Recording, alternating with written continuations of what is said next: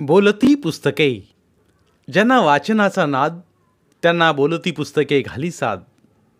आमचं channel subscribe करा आणि सबस्क्राईब करायला इतरांनाही सांगा. नमस्कार श्रोते मित्र हो, बोलती पुस्तके सादर करत आहे ज्येष्ठ ग्रामीण कथा कादंबरीकार रंगराव पाटील लिखित कादंबरी गंध फुलांचा. प्रकरण 4. माळाला एक मरिमीचं देऊळ होतं. देऊळ म्हणजे एक मोठी खोली बांधली होती आणि आत साध्या दगडाची मरिमीची मूर्ती होती. शेंदूर फासला एक साधा दगड होता तो.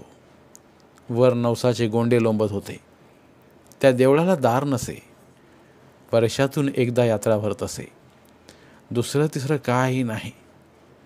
काहिलवर खीर शिजवीत आणि तेवढ्या कायलीतल्या खिरीने संध्याकाळी सारी वाडी जेवायची.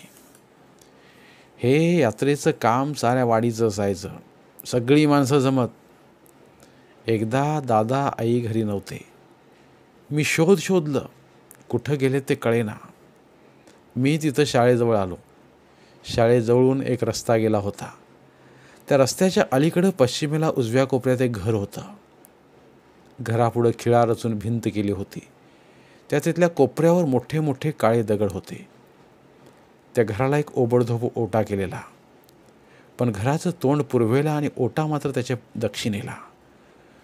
पूर्वेच्या बाजूला घरापासून थोड्या अंतरावर खिळा होता. त्या घरात एक साखरी नावाची मुलगी होती आणि त्याचा भाऊ तिच्यापेक्षा जरा मोठा होता. तो खेळ संपला की त्या खिळ्यात दगडी गट्ट्या लपवून ठेवी. त्या गट्ट्यांना बैदूल म्हणत. घरात आई आणि दादा नव्हते म्हणून मी खूप हैराण झालो होतो. माझे अश्रू त्या काळ्या दगडावर सांडत होते. त्या दिवशी मला उगीचच पोरकं वाटलं. केदार बापूंच्या घरातीलही सर्वजण कुठेतरी गेले होते. कदाचित दादा आई जिकडे गेले होते तिकडे ते गेले असावेत. नंतर कुणीतरी मला त्यांचा ठाव ठिकाणा सांगितला. मी पळतच तिकडे गेलो. मरिमी पुढच्या पटांगणातच मोठ्या कायलीत खीर शिजत होती आणि कोणीतरी माणूस ती लांब खराट्याने हलवीत होता. तिथं आई आणि दादा होते. गावातली खूप माणसं जमली होती. मला एकट्याला ठेवून ते तिकडे कसे गेले होते तेच मला कळलं नाही. मिरिमीच्या घरापुढंच एक पत्र्याचं घर होतं. ते वाघूबाईच्या वाटेवर होतं. त्यांच्या घरापुढनं वाघूबाईला पलीकडील तरसवाडीची वाट गेली होती. ते पत्र्याचं घर वाडीतल्या घरापेक्षा थोडंसं उंचावर होतं. डोंगराचा लहानसा सोंडकाच असावा तो.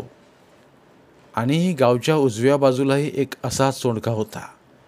त्या सोंडक्यावरही काही घरं होती.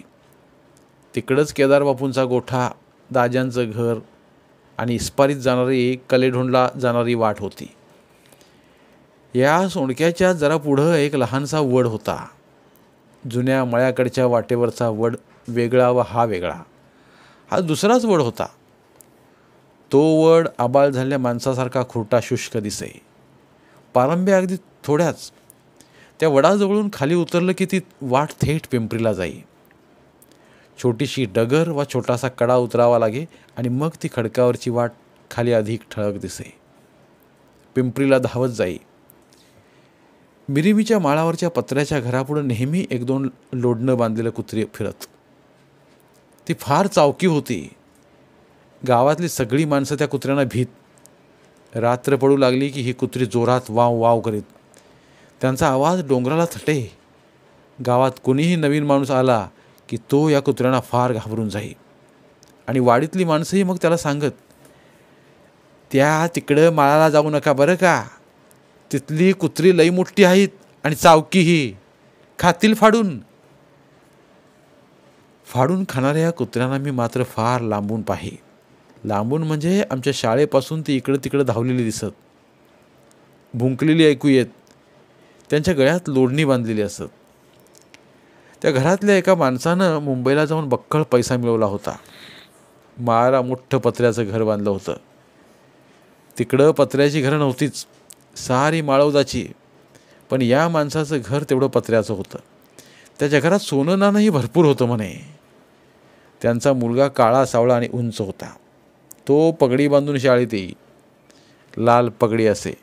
हातात सोन्याचं कडं होतं.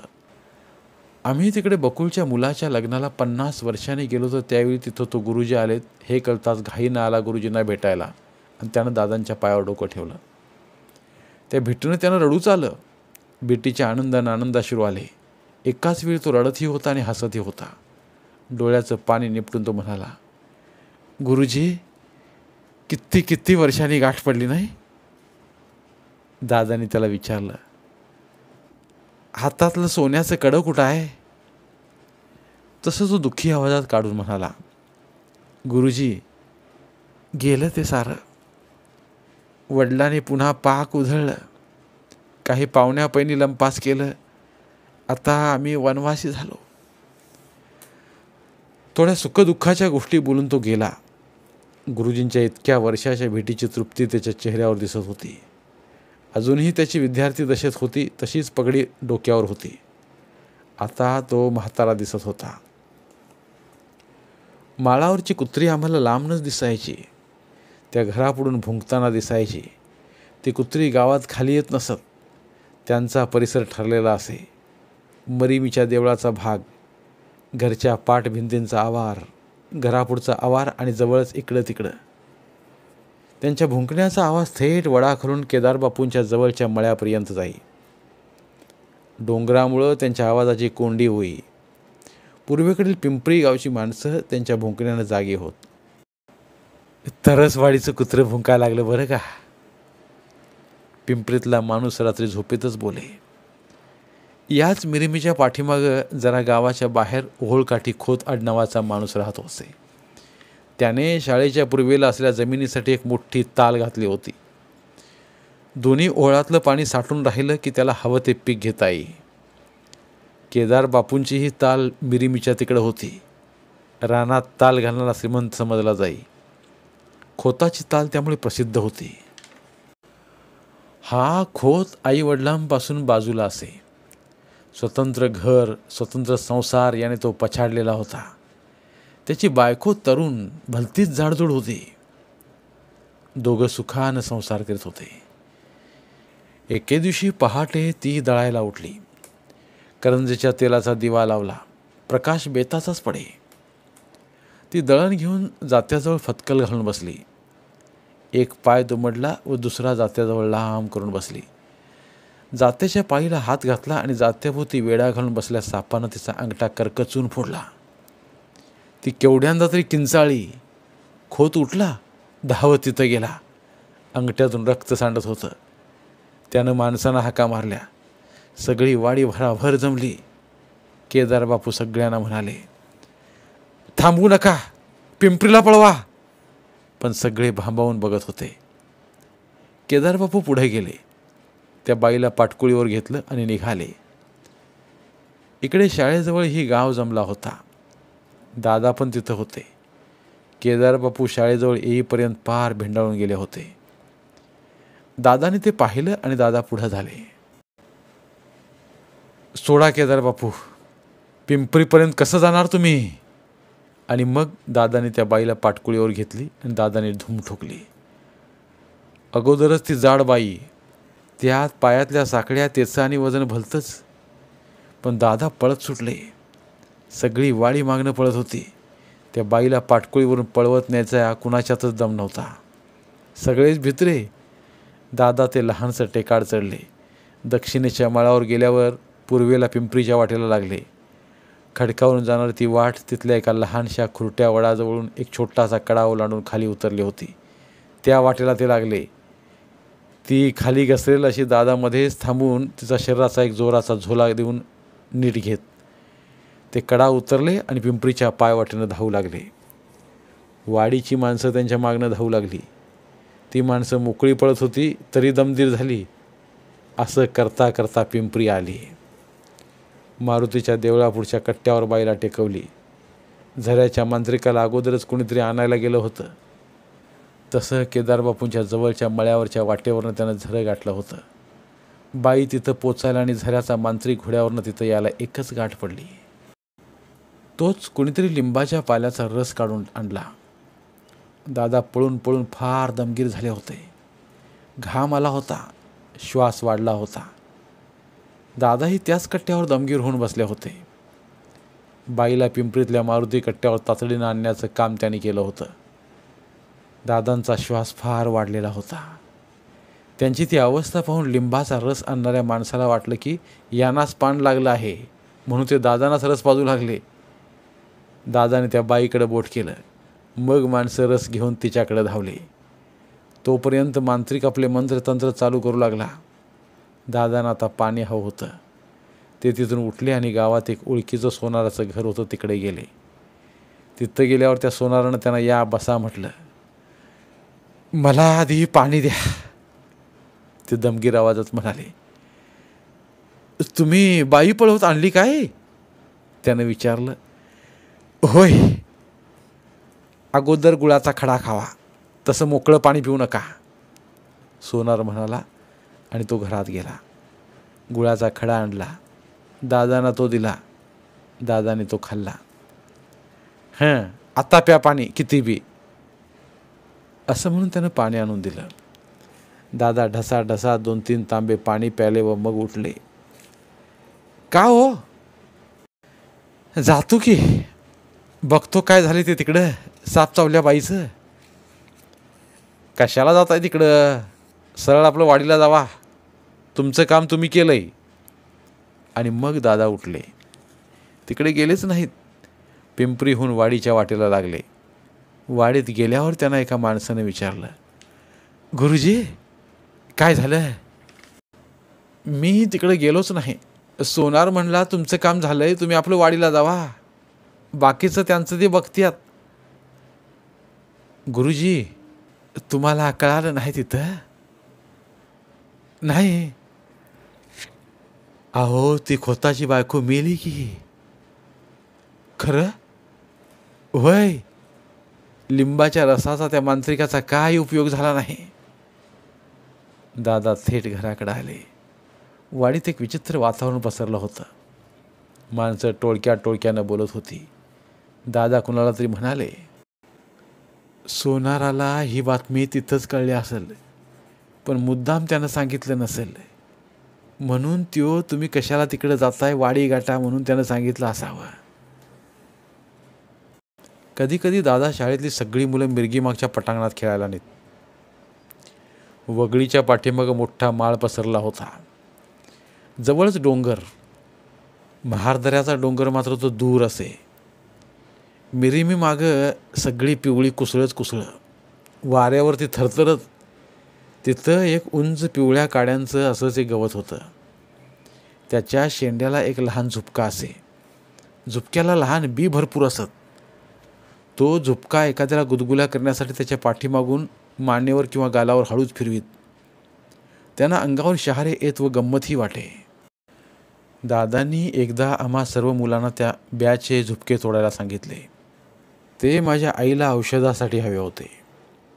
आईच्या पोटाच्या विकारावर ते औषध पुण्याच्या अण्णांनी ते देशी वैद्याला भेटून लिहून कळवलं होतं. त्यात आणखीही 1-2 वनस्पती व सराटे मिसळून त्याची बुकणी दुधातून घ्यायची होती. ते औषध मलाही एकदा आईनं गंमत म्हणून दिलं होतं. फार रुचकर आणि गोड लागलं ते. त्या औषधात काटं सराटं या नावाच्या वनस्पतीचे काटे गोळा करून वाटून त्यात मिसळले होते. अजूनही त्या वनस्पतीचा औषध म्हणून कुठे कुठे वापर करतात. सराटे पायाच्या तळव्यात घुसून पाय फार रक्तबंबाळ करतात. त्याला 4-5च आखूड व धारदार असे काटे असतात, पण ते चांगलेच धारदार असायचे. सराटे हे फार कठीण आणि गोल असतात. इतक्या कठीण काट्यांची बुकणी पोटाच्या विकारावर वापरायची ही मला एक गंमतच वाटत असे. दादाने शाळा फार चांगली चालवली होती. भरपूर मुलं येत होती. सगळी शाळा मुलांनी गच्च भरायची. 1ली ते 4थी. बापू तरशासारख्या मुलांना दादाने 4थीच्याही पुढचे शिक्षण दिले होते. एक शिक्षकी शाळा होती ती. त्याचा उपयोग बापू तरसे याला चांगला झाला. त्याला ट्राम कंडक्टरची नोकरी मिळाली होती. मी त्यावेळी 3-4 वर्षांचा असेन. त्यामुळे मी शाळेत जात नसे. लहान मुलांच्या हुदड्या मारायच्या. केदारबापूंच्या मुलींच्यात खेळणे, कोटी करणे, गट्ट्याने खेळणे. शाळा सुटल्यावर शाळेजवळ जाऊन तिथल्या पटांगणात 2 गारगोटीचे मोठे दगड घेऊन ते एकमेकांना हाणणे. अंधारात त्या गारगोटी दगडातून वीज चमके ती पाहणे. 6 वर्षांचा झाल्यावर मग मी शाळेत जाऊ लागलो. माझी एक तांबडी छापडीची लहानशी नवी टोपी होती. ती टोपी घालून मी कधीकधी शाळेला जाई. एकदा शाळेत माझ्या वर्गाच्या ओळीत भिंतीकडे बसलो असता 2 चिमण्या कुठून तरी आल्या आणि माझ्या टोपीवर बसल्या होत्या. सारी मुलं मग एकदम हसली. गंमतच वाटली. एकदा आप्पासाहेब पंत आमची शाळा तपासायला आले होते. गोरी पण दणदणीत शरीरयष्टी, पायात लखलखीत बूट, निळीभोर हाफ पॅन्ट, पांढरा सफेद हाफ शर्ट आणि डोकीस पांढरी फेक गांधी टोपी. आमच्या शाळेत ते आले. त्यांनी शाळा तपासली. दादांच्याशी काही बोलले ते उभे राहूनच, कारण आमची शाळा तपासून लगेच ते पुढे झऱ्याची शाळा तपासायला जाणार होते. त्यांनी साऱ्या वर्गाला एकदम एक प्रश्न विचारला. पटांगण म्हणजे काय? मी ताडकन उठून उभा राहिलो आणि धाडकन सांगितलं, मैदान. आप्पासाहेब हसले. त्यांना माझं ताडकन उभा राहणं आणि धाडकन उत्तर देणं याचं फार कौतुक वाटलं. खरं म्हणजे त्यांनी या प्रश्नाच्या उत्तराची आमच्या पहिलीच्या वर्गाकडून मुळीच अपेक्षा केली नव्हती. ती केली होती वरच्या वर्गाच्या मुलांच्याकडून. पण मी पहिलीत असूनही ताडकन उभं राहून धाडकन उत्तर दिलं याची त्यांना फार गंमत वाटली. मग ते निघून गेले. त्यांच्याबरोबर आणखी 1-2 सरकारी नोकर होते. आप्पासाहेब पंत हे पंतप्रधान भवानराव पंडित या औंध संस्थान राजाचे नातू. आप्पासाहेब बाहेर पडले. ताड ताड चालत निघाले. ते मोटार किंवा घोडे वापरत नसत. औंध संस्थानाच्या सगळ्या शाळा ते पायी चालतच पाहत असत. हा त्यांचा एक आवडता छंद होता. संस्थानातील शैक्षणिक काम फार चांगले व्हावे असे त्यांना नेहमी वाटे. आम्ही शाळेतून पाहत होतो. आप्पासाहेब आले तसे ताड ताड चालत गेले. त्यांची ती दमदार, उत्साही, तेजस्वी मूर्ती आमच्या डोळ्यात तरळत राहिली. पायात तांबडा लखलखीत बूट, निळीभोर हाफ पॅन्ट, पांढरा सफेद हाफ शर्ट आणि डोकीस पांढरी फेक गांधी टोपी, ही त्यांची छबी विद्यार्थ्यांच्या मनात कितीतरी दिवस राहिली होती. आणखी एकदा आप्पासाहेब अशीच आमची शाळा तपासायला येणार होते. आप्पांसाहेबांबद्दल जसे दादांना प्रेम वाटत असे तसेच आम्हा विद्यार्थ्यांनाही. आप्पासाहेब येणार म्हणून सारी शाळा आनंदली होती. आमचा उत्साह फार वाढला होता. स्वच्छता व सजावटीच्या कामाला सगळी शाळा लागली होती. त्यातच आप्पासाहेबांच्यासाठी आवडीनं आम्ही शाळेच्या पूर्वेला बागेत तांबड्या मातीत रताळ्याची हंडी लावली होती. हंड्याच्या तोंडाला फडकं बांधलं होतं. तो हंडा आम्ही भुईला डबरा काढून व त्याच्याभोवती रानखंड, चगाळा, जळण घालून पेटवून त्यावर माती झाकली होती. हंडा तापला होता. आप्पासाहेब आता आमच्या हंडीची रताळं खाणार, आम्हाला शाबासकी देणार म्हणून दादा आणि शाळेतले सारे विद्यार्थी वाट पाहत राहिले.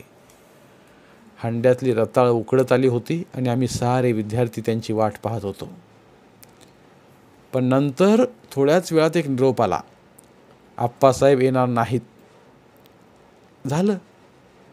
सारं विद्यार्थ्यांचा विरस झाला. दादांनी ती हंडी काढली. आम्ही सर्व विद्यार्थी त्या हंडीतली रताळं खाऊ लागलो.